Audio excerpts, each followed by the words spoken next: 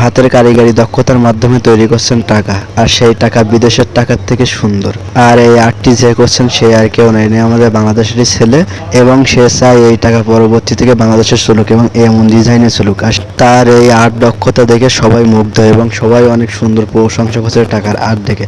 এবং এই টাকার আর্টটি করে তারা 3 বন্ধু মিলে এবং সুন্দরভাবে প্রোগ্রাম করে একটি ভালো মানের কাগজ কিনে এনে বসে বসে সে আর্ট কারুকাজ শুরু করে। এবং তার আর্ট করা টাকার ভিতরে রয়েছে 50 টাকা, 200 টাকার নোট, 5 টাকার নোট এবং 1000 টাকার নোট, সাথে যুক্ত হয়েছে 500 টাকার নোটও। আর এই হাত দিয়ে নকশাকৃত টাকাগুলো দেখলে কোনোভাবে বোঝার উপায় নেই যে হাত দিয়ে নকশা করা।